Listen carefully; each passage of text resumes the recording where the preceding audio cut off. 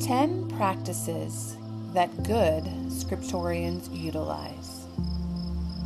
It's Erin here again.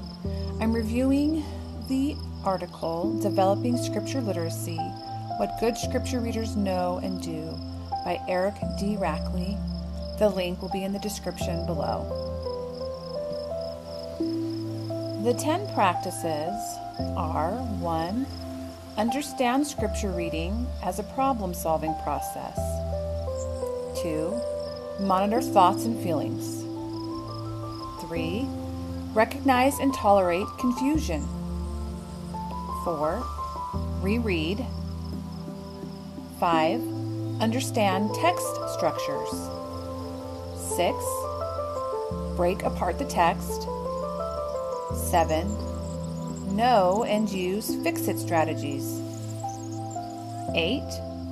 Read purposefully. 9. Activate background knowledge. And 10. Expect scriptures to make sense. Let's review the first practice, which is understand scripture reading as a problem-solving process. When you read the scriptures, you understand that the scriptures are going to give you problems that you need to solve. It's about getting to the principles, the knowledge, and insights that you can find within the scriptures. The second practice is monitor thoughts and feelings. This is likening scriptures to ourselves. It's taking the time to process how we feel and what we are thinking as we are reading. The third practice is recognize and tolerate confusion. What this means is that you know the moment something doesn't make sense as you're reading the scriptures, and yet you persevere through the confusion. The fourth practice is reread. This is understanding that we won't always understand the text at the first go-around. Quote, it's like putting a magnifying glass on the specific parts of Scripture that are unclear. Unquote. The fifth practice is understanding text structures. Scriptures can be a little bit like poetry.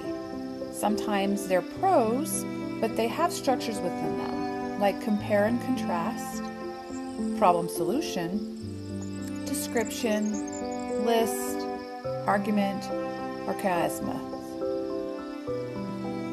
The sixth practice is break apart the text. When we break the text down into small chunks, it can help clarify and show us how the text is related. The seventh practice is know and use fix-it strategies. Here's a list of fix-it strategies. Taking a break, using resources in Scripture, asking someone for help, reading on, rereading the passage, activating prior knowledge, reflecting and writing, using context clues, retelling what was just read, adjusting your reading speed, and stopping and thinking. The eighth practice is purposeful reading. I'm going to create another video with an in-depth look into what this means, so stay tuned for that. The ninth practice is activate background knowledge. Prior knowledge is anything that you've gained before. So if you're an instructor, if you give students any information before you read, that's even considered prior knowledge.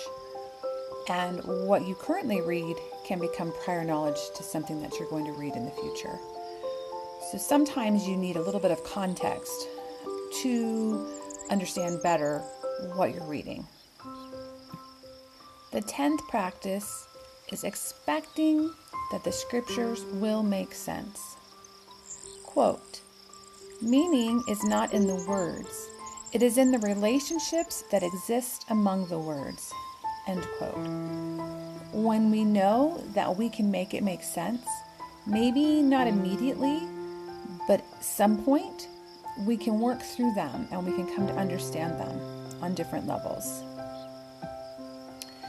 In conclusion, as we introduce new approaches for developing scripture literacy, like the practices in this article, we might consider the following. Clearly demonstrate what the practice looks like and make a case for its value. Make the practice explicit by talking about it as we model it. Demonstrate the same practice across various scripture passages. Demonstrate how to use several practices together.